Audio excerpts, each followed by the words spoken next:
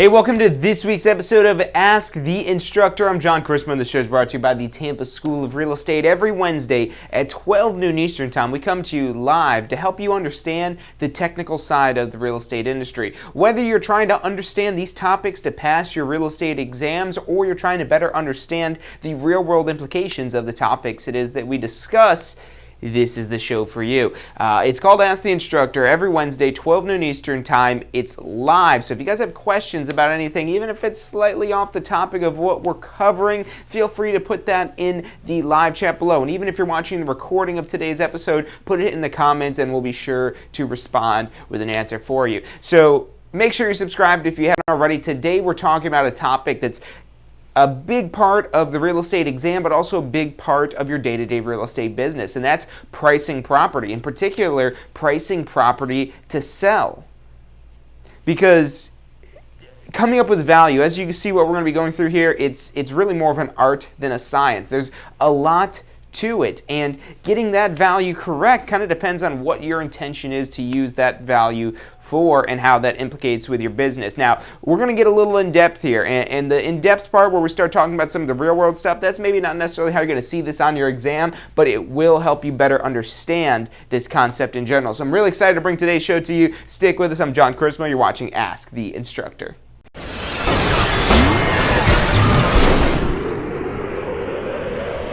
You are watching Ask the Instructor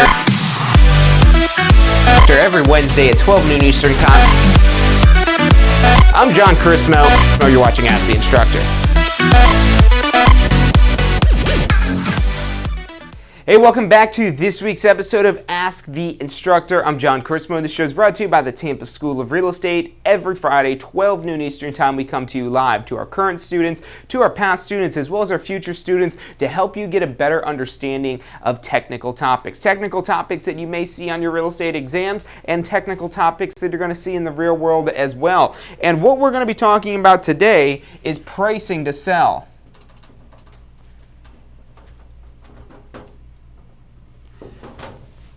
Now look, if you want the short version of this need a new marker for that. If you want the short version for this that is super simple, super easy, won't be this simple on your exam, but this is a concept that is always the underlying theme here. Any property will sell at the right price. Now you might look at a property, it might be the most ugly, most beat up, most broken down property in the world, but at the right price, it will sell. It's really just a matter of where you need to price it at. Now, this is a little bit tricky because you want to kind of get the most with taking the least amount of time, meaning that if you price the property too high, it's going to take forever to sell. Yeah, you're raising the potential to get the most amount of money for the property, but you're eliminating audiences who can't afford the price it is that you're marketing the property for. Thank you. So you can't price it too high. A lot of sellers, what they like to go into when they're pricing a property, their thought process is, oh, well, people are going to want to negotiate, and since they'll want to negotiate, we'll want to price it here, even though we'll really want to sell it for here, and then we'll just negotiate it down. And that's one way to go about it, but what typically happens is by pricing the property up here rather than pricing it here, where what it will typically sell for, you're alienating people that could afford it here. So let's take an example. Let's say that you list a property for $359,000.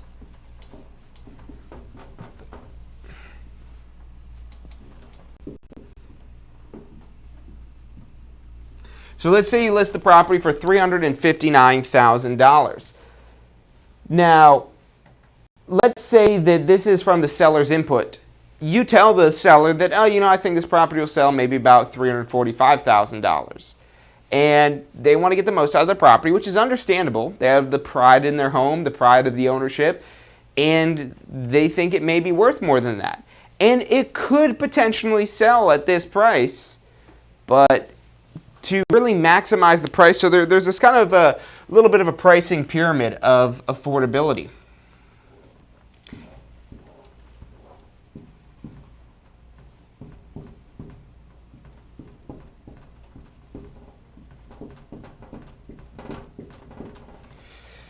So as you go up higher, it's more expensive. But as you get up higher, you're close to the top of the pyramid, and there's not as many people that would be able to afford this certain price point.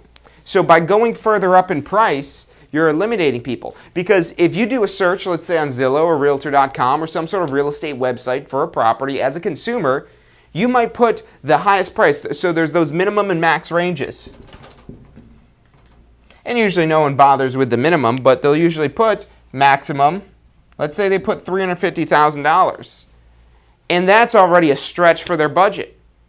So they put, okay, $350,000 is the most we would want to spend on a property. So they put it here. And now guess what happens? Your property listed at $359,000 is excluded from those search results. Even though the seller might be willing to sell it for $345,000, it doesn't mention that information. That's confidential information that only the seller has. And even if you don't have that confidential information, maybe you put it in the description.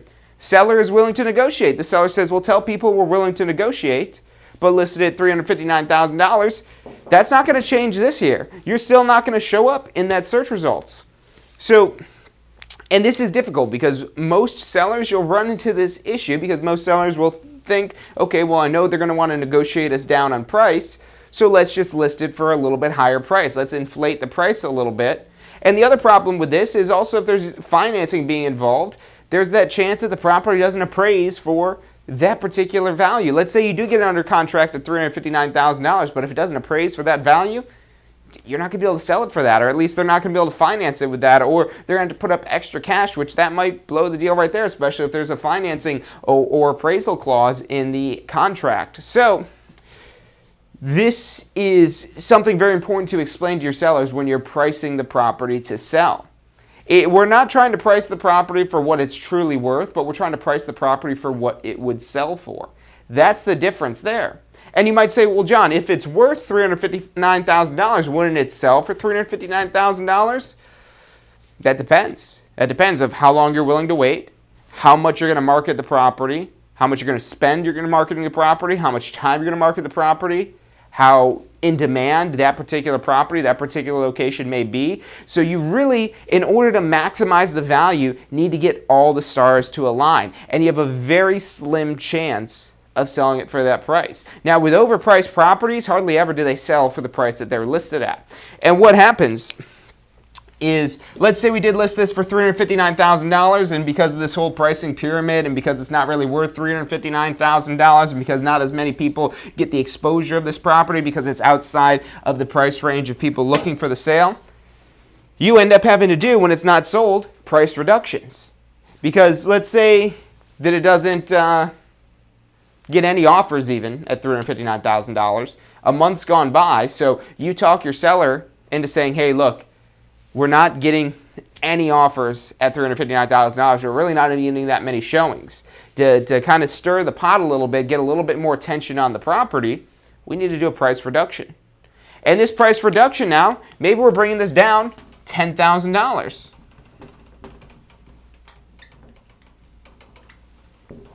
So that brings our $359,000 down to a new price of $349,000.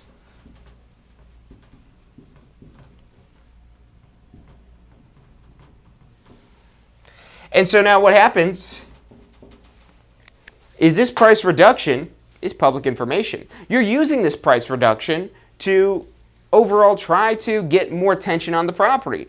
So if they're subscribed in the MLS or across these other channels, they're going to get an email that says price reduced. And what happens now when you're attracting people that are looking for these reduced prices, looking for these drops in prices, ultimately what's going to happen is they're going to look at this and say, okay, they brought it down $10,000. How much more are they going to bring it down? How much more are they willing to take off the price of the property? How much lower can we get this than $349,000? Because what happens now when you start doing these price reductions, or really anytime you're past like the first probably about 2 weeks, once you get past the 2-week mark, you start to get a shift in the negotiation power. The negotiation power when the property is first listed is in the hands and on the side of the seller. When a property is just listed, that's a hot property. Just listed, get it before it's gone. Just listed, it won't last. If your description says this property won't last and it's been on the market for 90 days, it looks like a little bit of a joke because obviously it's lasting. But when the first week, the first 2 weeks, this won't last. Oh, this won't last. Let's hurry up and get this property before anybody else does. But when you price the property too high, people will look at it and they're comparing this property to other properties. That's what we're going to talk about later in the show when we get a little bit more technical with this, dealing with coming up with the price, is looking at the other competition, looking at the other properties available for sale. Because when these other properties are available for sale, that's what they're comparing your property to. They're saying, okay, well, look at this home, just like that home, and it's even got some upgrades and it's listed for $340,000. Let's go make an offer on that one. Why would we want this overpriced property? So that first window, really the first 30 days, is your key crucial point to maximize the price it is you're going to get for the property. But in order to do that, you have to price the property right. Don't price it too high. Price it at what you think the market value is. If we went in at $349,000, $10,000 less, we'd have a lot more likelihood that we're going to get multiple offers on the property. And you know what? I would even say let's scratch the $349,000 altogether. Let's list it at $340,000. Let's list it at $349,000. You might say, John, that's $19,000 less than what the seller wants to sell it for. How are we going to get the seller to agree to sell this for that much less? Well, what happens when we price this property low? This is going to look like a sale price. And when the buyers, the potential buyers, are comparing this property to the other properties for sale, they'll say, wow, $340,000. Oh my God, this is a deal. This one won't last long. Because you can't say this one won't last when it's clearly overpriced, when there's clearly other properties available that are better properties for a lower price, or even similar properties for a lower price. That really kind of takes away the whole this won't last. But when it is a deal, when it's priced below the market value, maybe just right below the market value, maybe the market value on this is $345,000, so you make it $340,000, or better yet, $349,000. So that way you're making sure that you're dropping down as low as at the top end of that pyramid. So in case somebody puts $399.99 or $339.99 as the upper price point, that this property would still show. So by putting it at this lower price up front, you're going to get more traction on the property, more attention on the property. And that's your job as a listing agent, to try to get as much attention on the property as possible. So by dropping this price down to just a little bit below the market value, pricing it where you look at the other properties available for sale and you say, wow, this is the best deal on that property. What will happen is you'll start to get multiple offers on the property. And you might still get some offers that are below this price, but if people think it's a deal and people think it's not going to last, they'll offer full price on the property. And what will happen when you start getting multiple offers on the property, you have the opportunity to entice a bidding war, where you have people trying to outbid each other. Now, if you price the property here, that's not going to happen. You're lucky if you get an offer, and it's probably going to be below this. They might say, oh, well, let's offer $350,000. Let's start the negotiation there. But if it's just listed, if it's clearly a deal, it's clearly a sale, it's better than the competition, it's a better price, it's a better property, let's make an offer, full price. We want this property. We need this property. This is a deal. This is within our budget. And you'll have multiple people like that if you price it accordingly. And then what happens? You get a bidding war, and ultimately you might end up selling this property for $345,000, $349,000, maybe even $350,000. Who knows, depending on how much traction you get on the property. It really kind of depends on a lot of factors, the demand of it, and so on and so forth. But this strategy will not only get the property sold quicker, but usually for a better price than what you would doing reduction after reduction after reduction. And that's really the whole kind of theoretical side of this here. Now we're going to take a quick commercial break, but when we come back, we're going to actually look at some properties and go through a couple scenarios of now how to come up with that market value. Because we can't just take what Zillow says, we can't just take what the Realist system says, we can't use what any of these automated valuation methods are if we want to be effective in the pricing strategy of the property. So I want to tell you the key things it is that you want to pay attention to and look at, and we'll go through a couple scenarios here, but stick with us. I'm John Christmas. You're watching Ask the Instructor. Do you want to incorporate studying for your real estate exams into your busy schedule?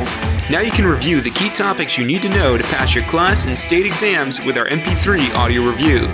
Simply pop in your headphones or connect to your car to reinforce crucial information while you exercise or drive. Listen to the first unit for free at mp3audioreview.com. That's mp3audioreview.com.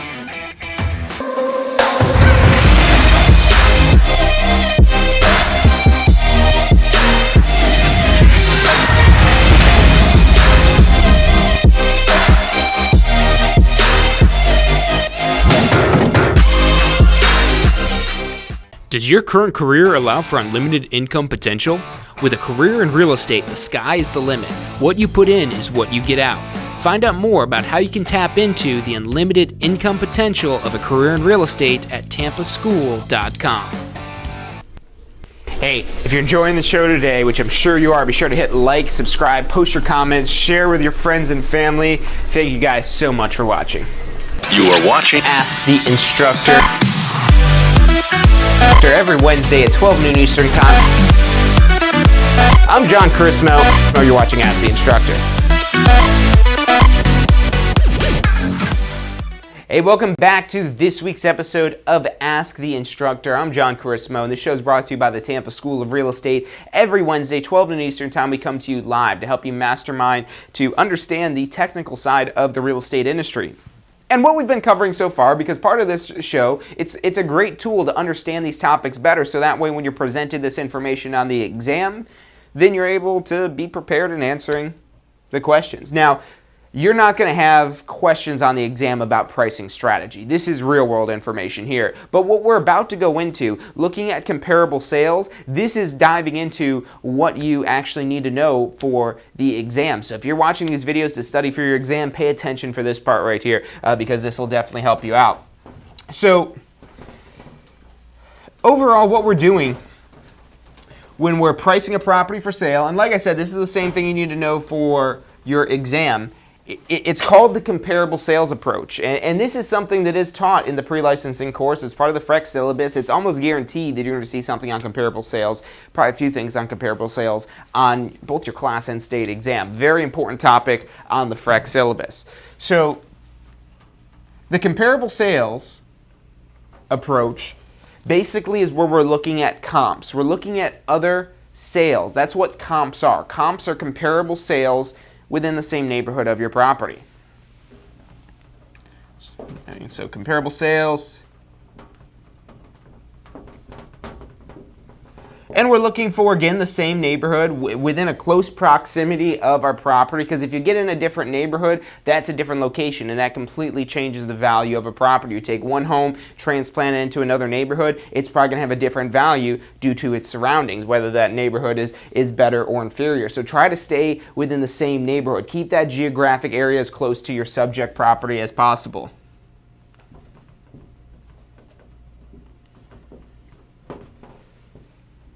And you also want something that's recent. My rule of thumb is to not go back further than 6 months. Now, this is rule number 2 behind rule number 1 of the same neighborhood. Stay in the same neighborhood first and foremost. If you have to go a little bit further back than 6 months to find sales within that same neighborhood, do that. But ideally, where we're going to have a very accurate estimate of value, you have the same neighborhood and sales that are within the last 6 months, really within the last month. The more recent these sales are, the more accurate your valuation is going to be. So that's our comparables, our comps. And what we're doing basically is we're taking these comps, these comparables, to get an understanding of what the market value is of the property. Now, again, like I said in the first segment, the market value isn't necessarily the price the property will sell for. It could sell for higher than market value, will probably sell for lower than market value, but that all depends on how in demand that property is and how you've marketed that property and that you've exposed it to the most amount of people as possible.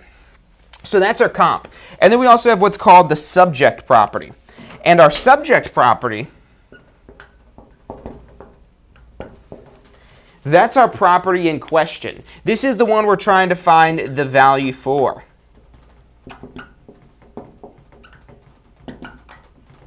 So this is the subject of our valuation, the subject of our appraisal if you're doing a full-blown appraisal, the subject of your CMA. This is what we're basing everything around. So this is our reference point, the subject property. And that concept of reference point is going to be important.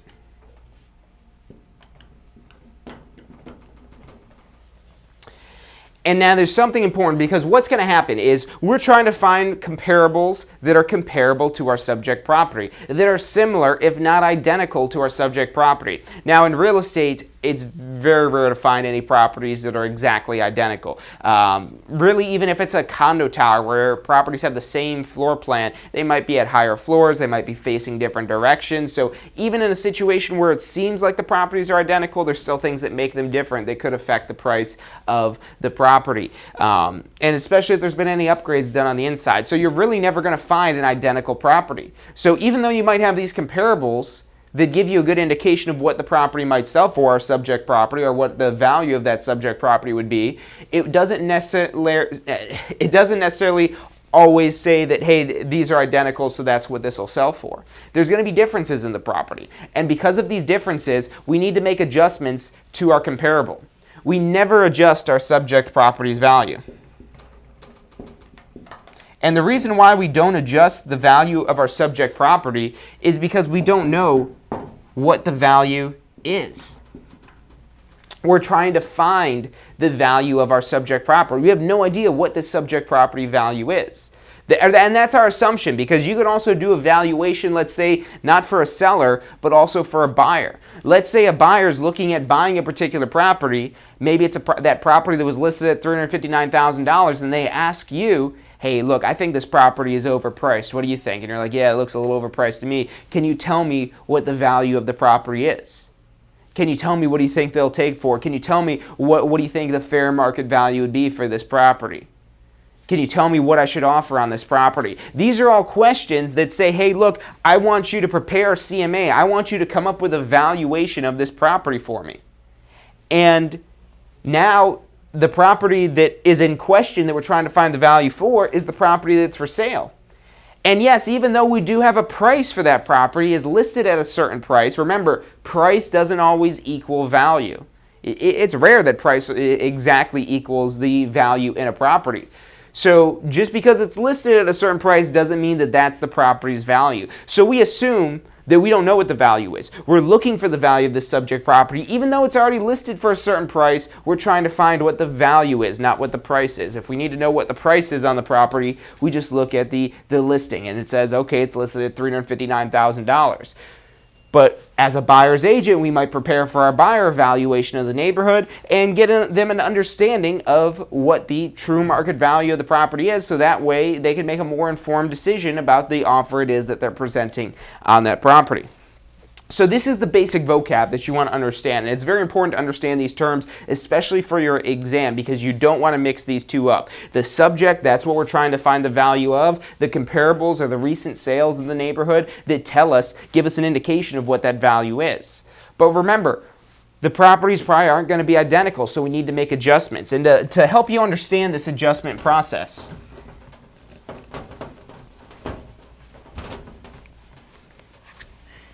what we're going to be doing basically is we're going to oversimplify this a little bit. We're going to oversimplify it, and these numbers aren't necessarily the numbers for what we're going to be going over here, but just follow the theory of this here. So let's say that we've got a little number line here. So we've got high dollar value here, low dollar value here. And let's say we've got our subject property, and we've got two comparables. So we've got comparable 1 that's going to go here. Comparable 2 is going to go here. Now our subject property, we know it's not the most expensive home in the neighborhood, but we also at the same time know it's not the least expensive or the cheapest home in the neighborhood. We know it's somewhere in the middle. Now you'll notice here I don't have pricing defined on this little number line here. I just have high to low basically.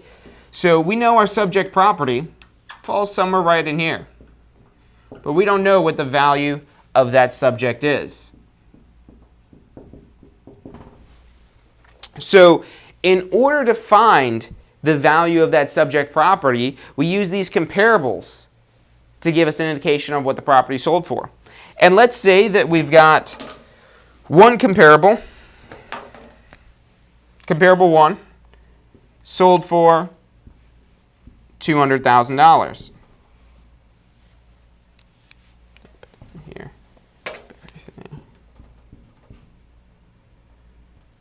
So $200,000. Okay, but we know that this is an inferior home. And there's going to be different attributes that we're looking at that make something either better or inferior to our subject property. But let's say the difference here is that our subject property is 3 bedrooms and our comparable property is 2 bedrooms. Now again, what we're going to be doing in this one, this isn't necessarily how this works in the real world for finding value, because number one, there's going to be more things that are different typically than just the number of bedrooms, and number two, these numbers are kind of made up just to make this easy, but you'll see why in just a second. So if this 2 bedrooms sold for $200,000, that's one piece of data we could use to get an understanding of our subject property. But with just this one piece of data, it's kind of hard to say, okay, well, what a 3 bedroom is worth. Now, I've used an easy number here, and you'll see this is why we're using easy numbers. You might say, okay, 2 bedrooms, 200,000, maybe the 3 bedrooms, 300,000, or at least it's going to be more. Maybe it's 250,000, maybe 225, maybe 275.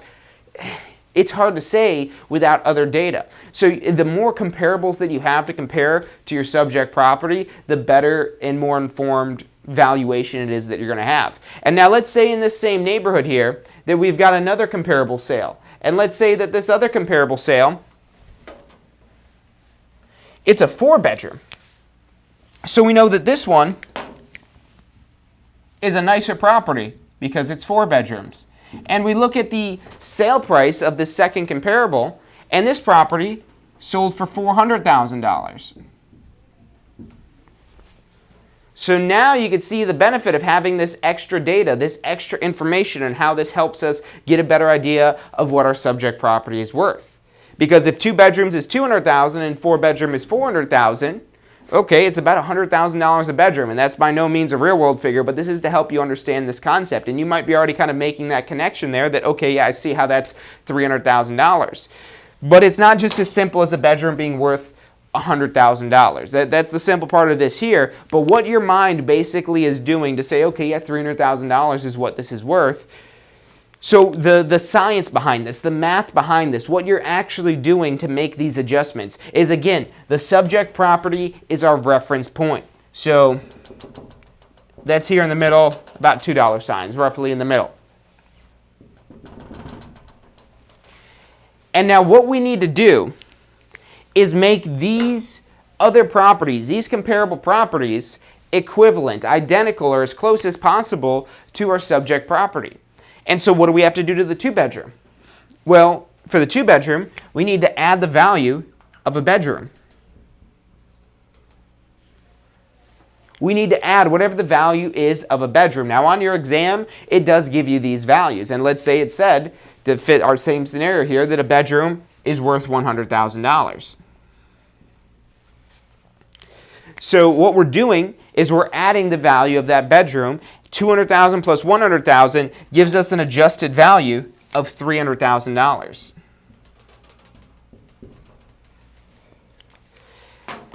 And now what are we doing on this side? Well, basically the same thing, but the opposite. We're making an adjustment, but we're not adjusting up. We're not adding anything because this property has more than our subject property. It is 4 bedrooms versus 3 bedrooms. So what we're doing here is we're taking this down. We're subtracting a bedroom. We're making this 4 bedroom now a 3 bedroom. We have to take out that value of the bedroom because we know what the 4 bedroom sold for, but we want to know what a 3 bedroom would sell for. So we subtract out again that same, if a bedroom is worth $100,000, now we're subtracting out $100,000. And now again, we have a new adjusted value for this of $300,000. And you see how that works here. Once you make these adjustments, you get your adjusted value. And based on this data here, that would say, okay, this 3 bedroom would be $300,000. But let's pick some different numbers. Let's pick some different numbers here. Let's say that the 2 bedroom did sell for $200,000, but let's make this a little bit more realistic, a little bit more real world. Let's say, okay, the 2 bedroom sold for $200,000, and let's say that the 4 bedroom sold for $300,000.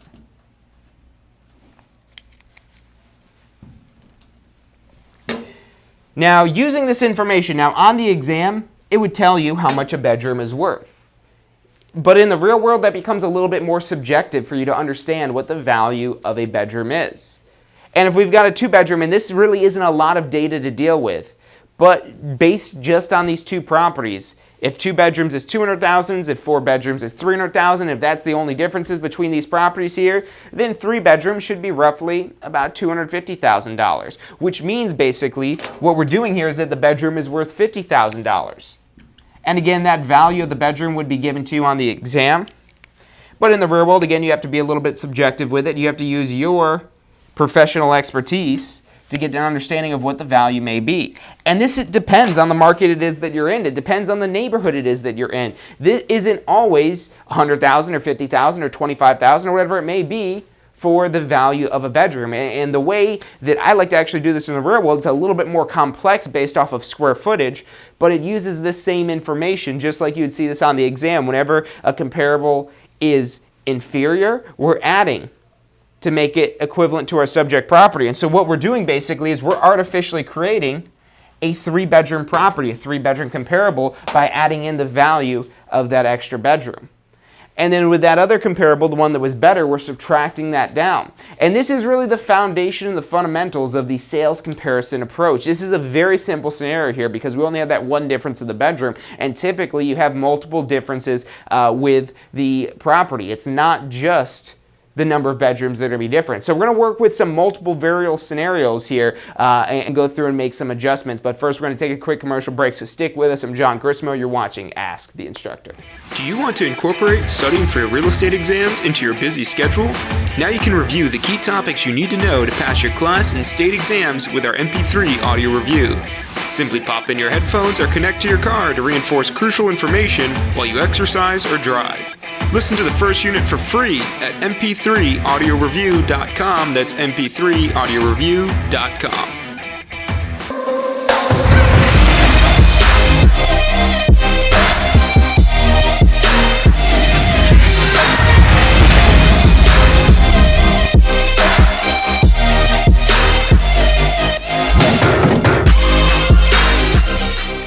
Does your current career allow for unlimited income potential? With a career in real estate, the sky is the limit. What you put in is what you get out. Find out more about how you can tap into the unlimited income potential of a career in real estate at tampaschool.com. Hey, if you're enjoying the show today, which I'm sure you are, be sure to hit like, subscribe, post your comments, share with your friends and family. Thank you guys so much for watching. You are watching Ask the Instructor. Every Wednesday at 12 noon Eastern Time. I'm John Crismo. You're watching Ask the Instructor. Hey, welcome back to this week's episode of Ask the Instructor. I'm John Crismo, and the show is brought to you by the Tampa School of Real Estate. Every Wednesday at 12 noon Eastern Time, we come to you live to our current students, to our past students, as well as our future students, because we do care about your success in the real estate industry. We don't just want to see you get licensed. We want to see you out there making money in real estate, because, I mean, that's just enjoyment for us to see us changing people's lives. So we really get a kick out of that. We love seeing our students succeed. But this concept, not only is it important for your exam, it's something very important for the real world as well. And we kind of started talking about those real world implications in the first segment here of pricing a property appropriately. Then we talked about the theory behind comparable sales, the comparable sales approach, and how it is that you make adjustments.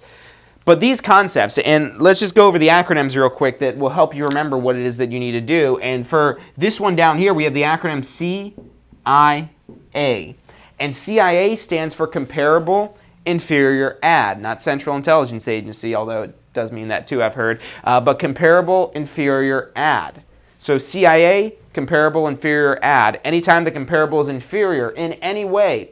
This maybe just isn't about the bedrooms, maybe it's about the pool, maybe it's about the number of cars in the garage, maybe it's the number of bathrooms, maybe it's about the condition of the kitchen, maybe it's about the change in time since the property, the comparable sale was actually sold. So whatever the difference may be, if that difference makes the comparable inferior, we need to add back in that value.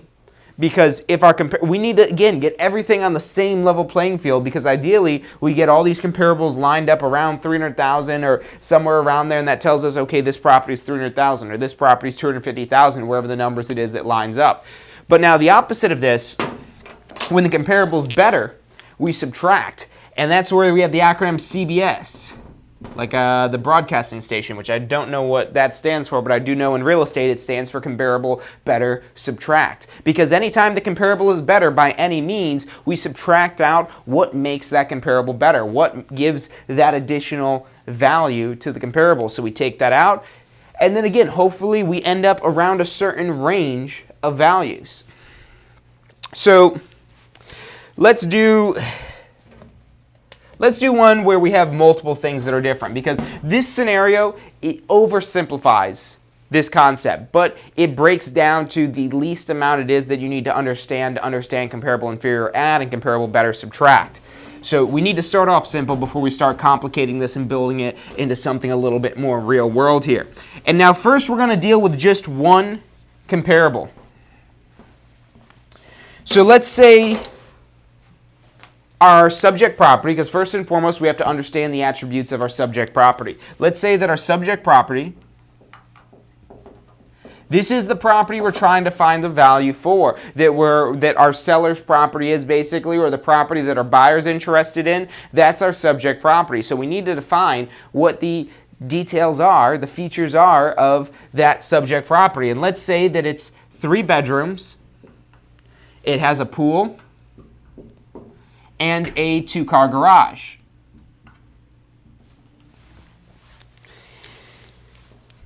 Now let's introduce one of the comparable sales. Call this comp 1. And with comparable sale number 1, let's say that comparable number 1 has 4 bedrooms. It does also have a pool, and it does also have a 2-car garage. Now, what you want to pay attention to so far, because we've only introduced one comparable here, and we're going to do, we'll say 3. It looks like we've got room on the board for 3 here. We want to pay attention to what's different. So the number of bedrooms, we've got a difference. We've got to pay attention to that. That's something we're going to have to adjust on. The pool, they both have a pool, so we don't have to worry about adjusting based on the pool. They're both 2-car garages, so we don't have to worry about adjusting on the cars for the garage. So the only change it is that we need to make for this property is that this property is 4 bedrooms versus our subject, which is 3 bedrooms. So because this comparable is better, what are we going to do? Well, that's where you want to remember CBS. Comparable better, subtract. Here's the 3 bedroom right here. Here's the 4 bedrooms. So we need to bring down that value that makes it that extra bedroom. And again, in the real world, we get even more complicated with this. Do it based off of square footage and all kinds of stuff. In that case, you wouldn't adjust for the bedrooms. But this is like how you're going to see it on the exam. And we're going to focus on this way doing it at first, because this is how you understand when you're making adjustments. Because you need to make sure you're making these adjustments correctly. Otherwise, not only will you not get a right answer on the exam, but also you'll end up with the wrong value in the real world. So this 4-bedroom property, let's say that the value of a bedroom, so here's our values. And this is going to be given to you again in the exam question. But in the real world, you'd have to use your professional expertise for this. And let's say that the value of a bedroom is, let's say $15,000. Let's say that the value of the pool is $20,000. And the value of the garage for 1 car is, let's say, $10,000.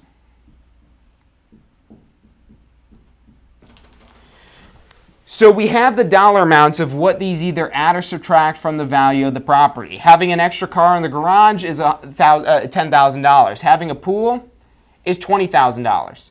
And having the extra bedroom, each bedroom is worth $15,000.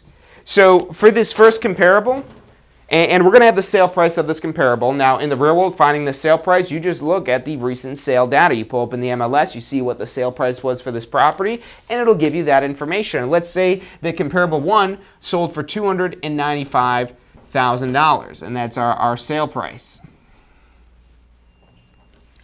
So what we're going to be doing here, we've got a difference in a bedroom. It's 1 bedroom, and that 1 bedroom is valued at $15,000. So it's a $15,000 adjustment it is that we need to make. But now the question is, to come up with the value of this property, what are we going to do? Are we adding or subtracting for that $15,000? We're going to be subtracting for that $15,000 because what you want to remember is CBS. Comparable, better, subtract.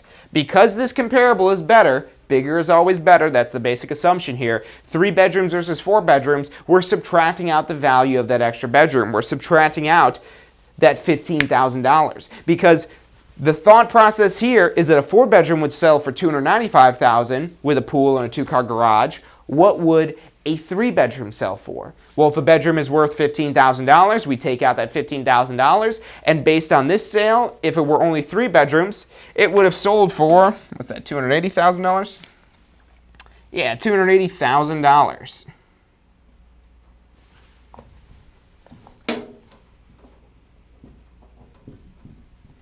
And so we're going to call this, not we're going to call this is called the adjusted sale price. Our adjusted value.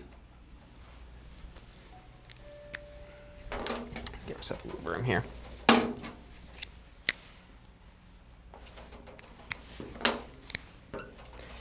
So that's one comparable. And now if that's the only comparable we're basing this on, based on the sale of this property, that would tell us that our subject property would be worth $280,000 based on this one comparable. But let's introduce another comparable.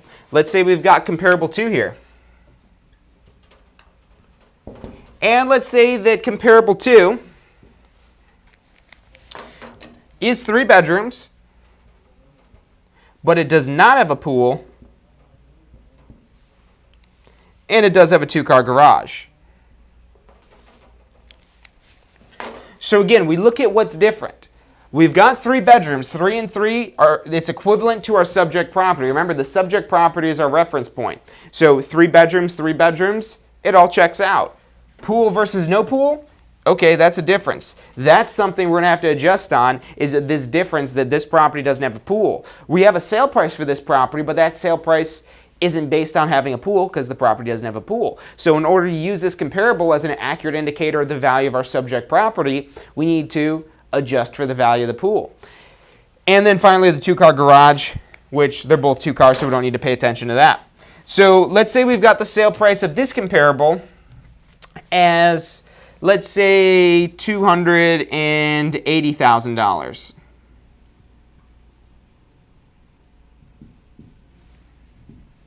So this property sold for $280,000. Now, we're not making an adjustment on the bedrooms, but we are making an adjustment on the pool. And that pool, we said, is worth $20,000. So we're making a $20,000 adjustment. But now, what type of adjustment is it that we're making? Are we adding or subtracting? So we got to ask ourselves the question, is the comparable better or is the comparable inferior? Well, I'd rather have a pool. Everyone would rather have a pool. Having something versus not having something, the basic assumption is having that item. Whenever it's a benefit such as an item like a pool, not like having mold, that would be a negative there. But having a pool versus not having a pool, obviously our subject property is better. But that means our comparable is inferior. It's not what the subject property is, it's about what the comparable is. And the comparable is inferior. Because when it's inferior, we add. When it's better, we subtract. But in this case here, we need to add in the value of the pool. This is what it sold for without a pool. We need the value of what it would have sold for with a pool. So what we're going to be doing here is CIA, comparable, inferior, add. So we're going to add that $20,000 in here, and that's going to end up giving us a new adjusted value of $280,000 plus $20,000 of $300,000.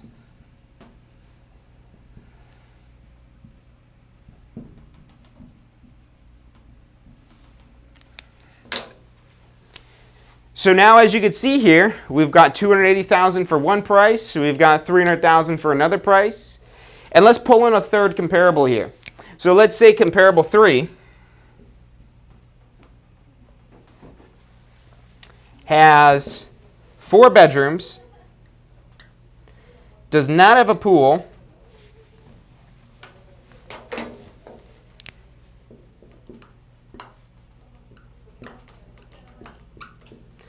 and it is a 3-car garage. So going off of this information here, 4 bedrooms versus 3 bedrooms, that's different. No pool versus having a pool, that's different. 3-car versus 2-car, that's different.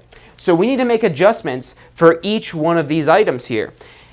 And let's say that the sale price on this property was $305,000.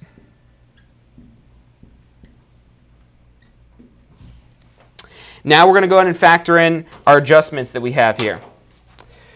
What we're going to be doing for the bedroom, so the difference of one bedroom is $15,000, so we have a $15,000 adjustment to make for our number of bedrooms. We've got a $20,000 adjustment to make because of the pool, and we've got an extra car in the garage, so an extra car garage, so we've got a $10,000 adjustment for the garage.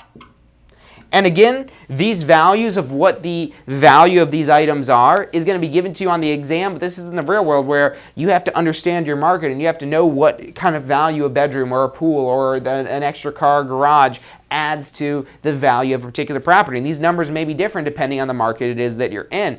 In different parts of even the same city, it'll be different based on the neighborhood. In a more expensive neighborhood, these adjustments may be larger, but in a lower property value neighborhood, these adjustments won't be as big. So it does depend on where the property is located and a lot of different factors going on in the market. So you want to definitely study this. This is just the theory, the tip of the iceberg of this. This is something you want to understand a whole lot better, but the better it is that you understand this, the more accurate you're going to be able to come up with the market value and understand where to price the property in order to get it to sell. So now we need to find out whether we're going to be CIAing, comparable inferior adding, or CBSing, comparable better subtracting. So let's go ahead and look at this and see what's different and what's better. For bedrooms, our comparable property is better. 4 bedrooms is better than 3 bedrooms, so in this case, it's CBS, comparable better subtract. So we're going to be subtracting the $15,000.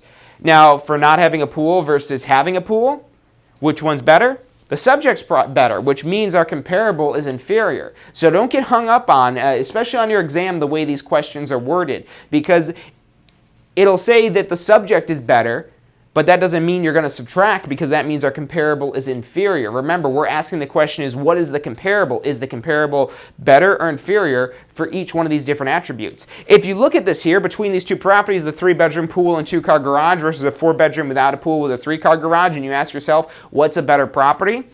It depends. But we can definitely say having 4 bedrooms is better than 3 bedrooms. Not having a pool is not as good as having a pool.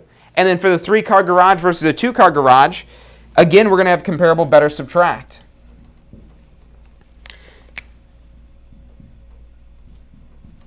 So we've got 3 different adjustments it is that we're making. We're going to be subtracting $15,000 to make the bedrooms now equivalent to a 3-bedroom. We're going to be adding the $20,000 to basically get a figure of what this property would be like if it had a pool. And we're also going to be subtracting out this $10,000 here because this property has an extra car garage. And then overall, when we make these adjustments here, pull out our handy dandy calculator whenever you want to make sure that you don't make a mistake and look silly in front of your clients or in front of your studio audience. You always use your calculator. So we're going to start with our sale price of $305,000. And on your state exam for real estate, you do get to use a calculator. It's a calculator that's not much more advanced than this. Calculator-wise, you can't use your phone, but a basic 4-function calculator like this is a-okay, so you are allowed to use a calculator on your real estate exams. We start with our sale price, what this comparable sold for, but we now have to subtract out $15,000 for the bedroom, and be careful with fingers, make sure you don't put in $150,000 like I just did. We add $20,000 for the pool, because we want to say, okay, if this property was 1 less bedroom, it did have a pool, and also had 1 less car garage, so we add the $20,000, and then we subtract out the $10,000. We end up with an adjusted value of $300,000.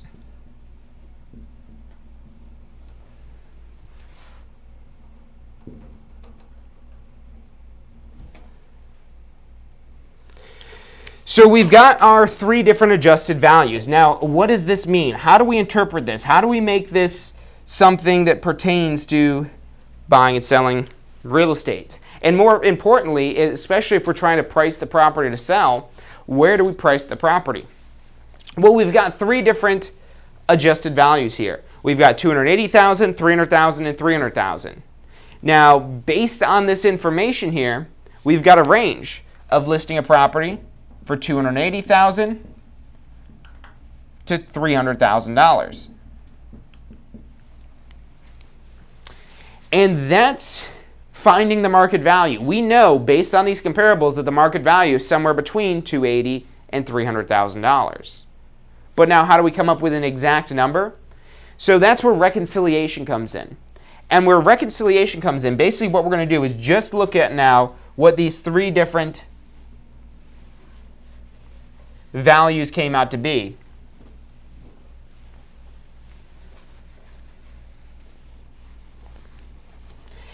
And we're going to come up with a weighted average. So based on that information that we had here, we want to figure out which properties are most like our subject property. And basically what we're going to be doing is kind of making a little bit of a pie chart. So a pie chart, and these are all going to add up to 100%, but we need to assign percentages of which these properties are going to contribute to a property value. And what we want to do basically is prioritize these properties first and foremost so we get an idea of what we're looking at. So this property down here, this third comparable, we had to make the most amount of adjustments to it. We had to adjust for the bedrooms, we had to adjust for the pool, and we also had to adjust for the number of car garages. So this property, this comparable, was the least like our subject property. Here we only made one adjustment, and here we only made one adjustment.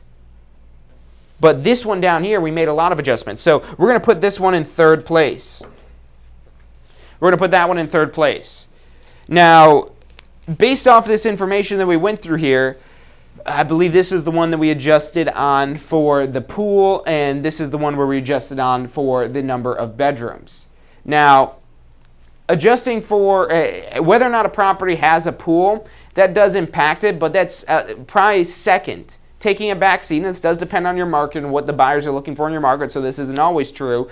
But usually the number of bedrooms will have a bigger impact to the price of a property than, say, having a pool. A pool is a famous over-improvement where you're usually spending more money putting in a pool than you're able to get out of a property. So we'll put, this one here for the pool. We'll put this one in first place because this one was a little bit more similar to our property, and we'll put this one in second place because that one was also. Really, these two were similar to our property. And so what we want to do is we assign percentages.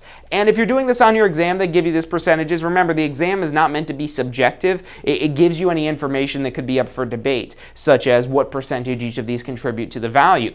But based on our professional expertise in the real world, we want to assign the least amount of value for this property and the most amount of value for these properties here. Let's say that we give, and you could put whatever numbers it is that you want, that you deem fitting to this scenario, but they have to add up to 100% for this to work correctly.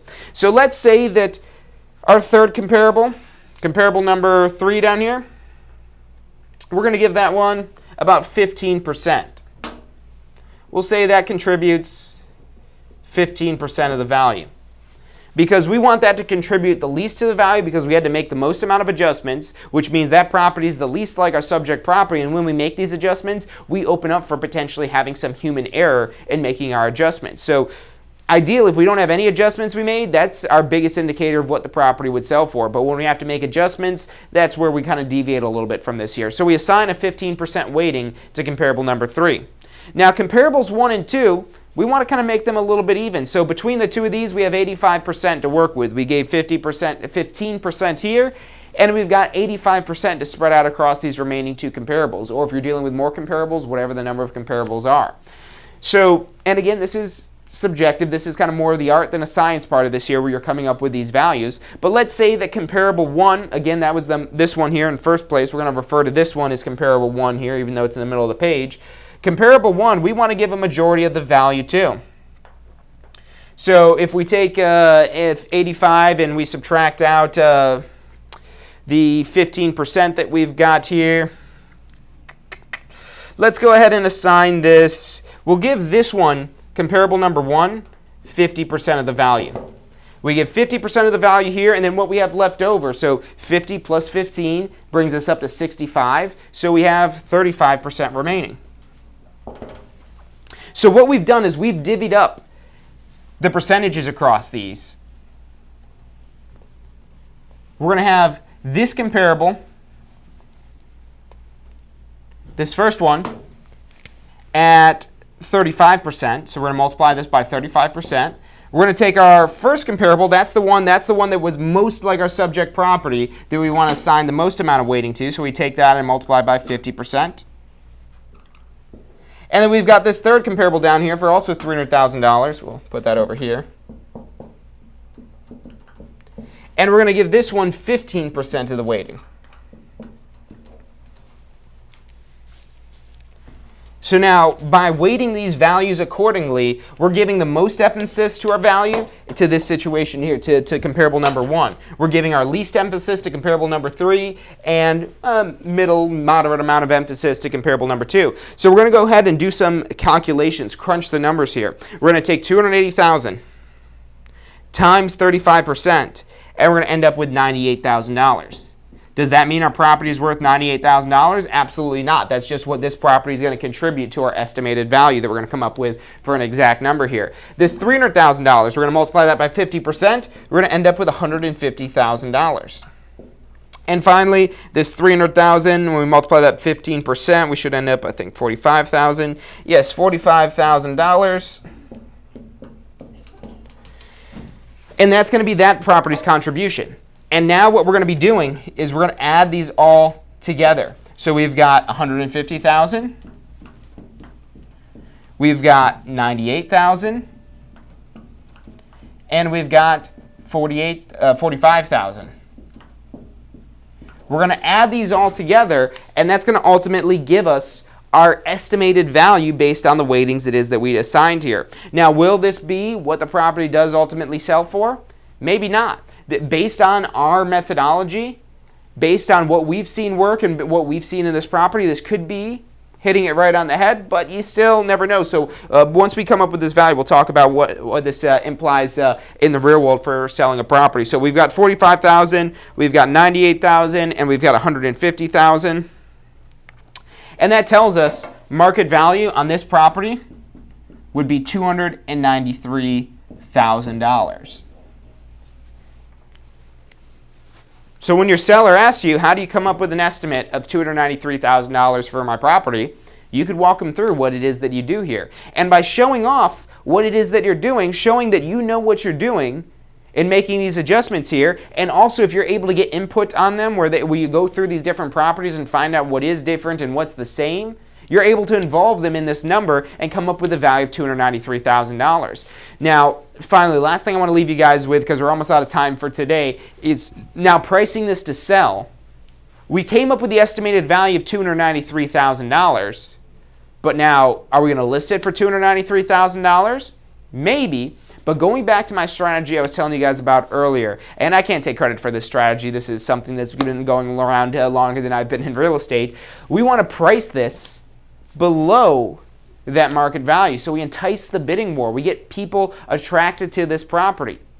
And maybe we price this at a little bit below this, $289,000.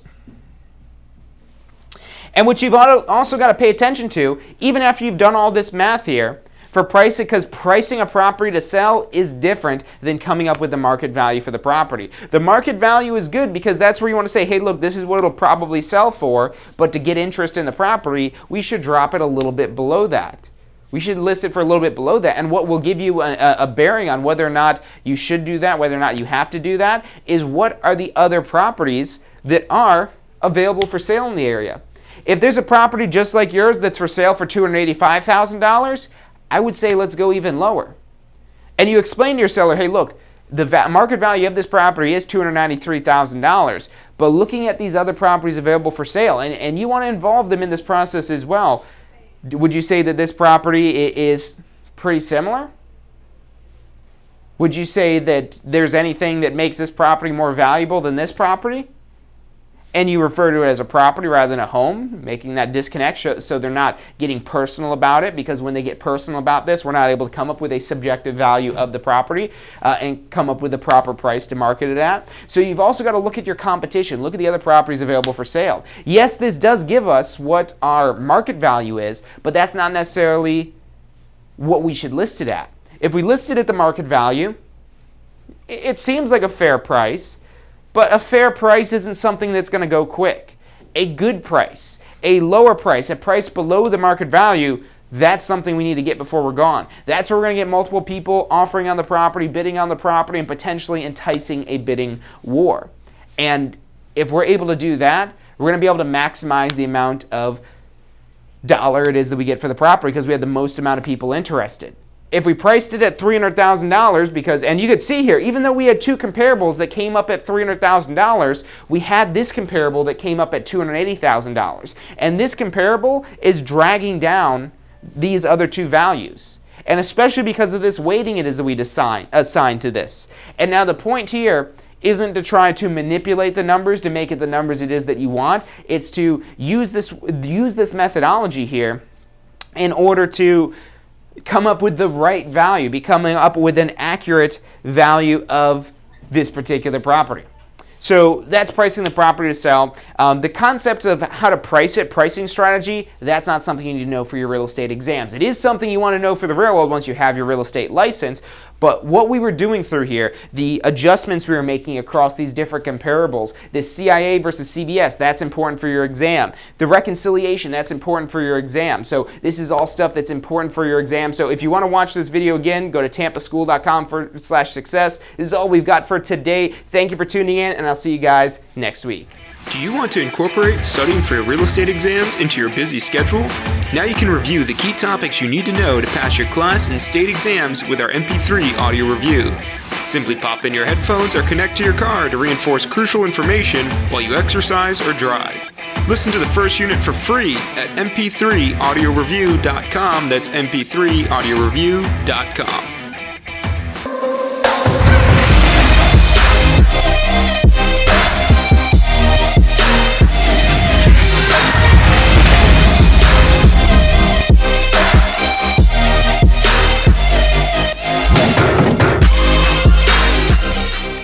Does your current career allow for unlimited income potential? With a career in real estate, the sky is the limit. What you put in is what you get out. Find out more about how you can tap into the unlimited income potential of a career in real estate at tampaschool.com. Hey, if you're enjoying the show today, which I'm sure you are, be sure to hit like, subscribe, post your comments, share with your friends and family. Thank you guys so much for watching. You are watching Ask the Instructor. Every Wednesday at 12 noon Eastern Time. I'm John Chrismo. You're watching Ask the Instructor.